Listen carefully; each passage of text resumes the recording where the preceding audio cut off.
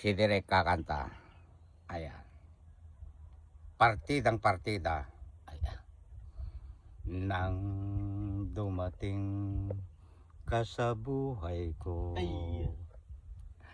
ako'y walang pag-ibig sa'yo. Ang tanging nalalamay, gaganda ang buhay ko, pagkat nasilaw sa pangako mo.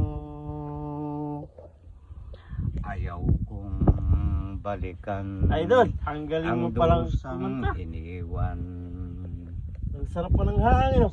Sinusumpa ko ang kahirapan,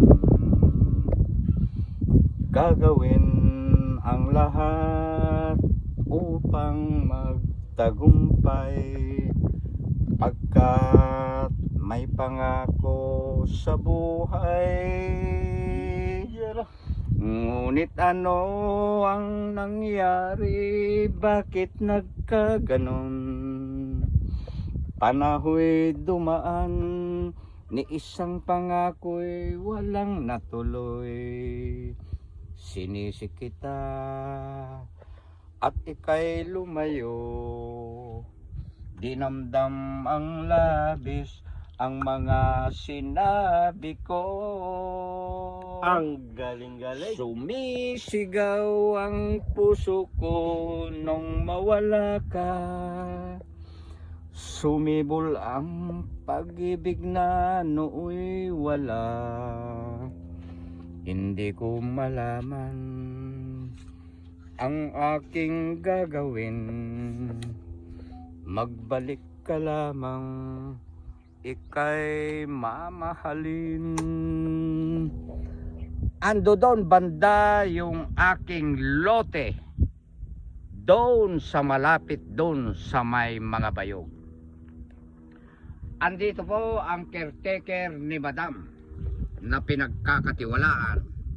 Kaway. Kaway. Ayan. Shout out. How many hectares itong another sukat na yan? 2.5.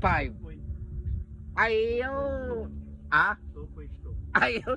Mali ang sinabi nung isa dito kanina. Nung nakarangar. 2.2 pala. Sorry po. Pero dito sa taas, na nauna sa ating mga lote na 1.8 ano? Oh, Ayun. Tao lang po tayo. nasa 4 hectare. Ayan. Partida raw ah. Hindi pa raw nakikita yung kumakanta. Aba, parang sinasabi mong hindi ako yon, idol. Ako yon. Mismo. Ay, ikat mo na, pogi. Sabi ng magulang mo nung ikay nabubuhay pa. Tawanan lang natin ang ating mga kontrabida sa buhay natin. Tama na, Ruby Diaz, idol ko. Ikat mo na, pogi. Bakit kaya ang ugali ng mga tao makapag-comment lang Opo. sasabihin nila hindi raw sila baser, lolo ang tawag, tatay, parang karespeto, kahahaba ng comment nila. Pagdating sa dulo yung mga hindi katanggap-tanggap, hindi makadiyos. Alam mo yung mga taong ganon, yung sinasabi mo na malinis, pilit nilang dudumihan, pilit nilang dudumihan. Alam nyo mga letter, ha? Ito intindihin nyo mabuti Magsalamin nga muna kayo. Ayan. Kayo ba na mga letter mababait ba kayo?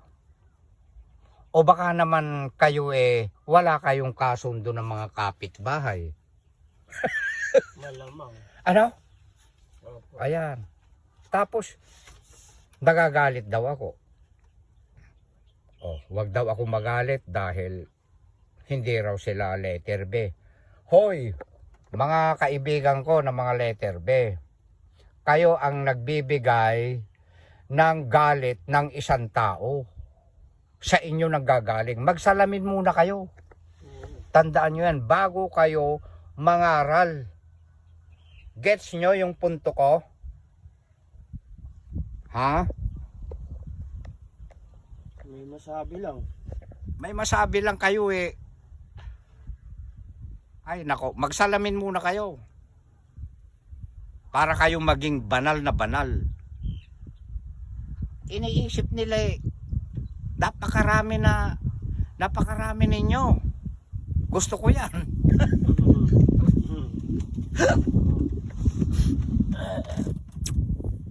Ay nako, napakaraming klaseng tao. Wala tayong karapatang mangaral sa kapwa natin kung ang ating sarili na hindi naman magaganda yung mga ipinupukol nyo. Ha? Understand? Napapa-English tuloy ako sa inyo eh.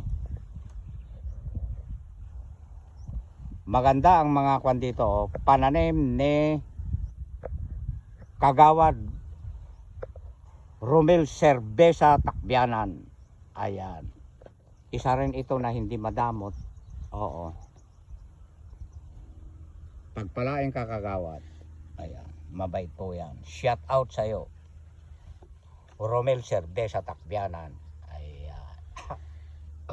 Kailangan ng isang creator o kaya vlogger, medyo matapang ka rin paminsan-minsan na pipitik sa mga letter na yan.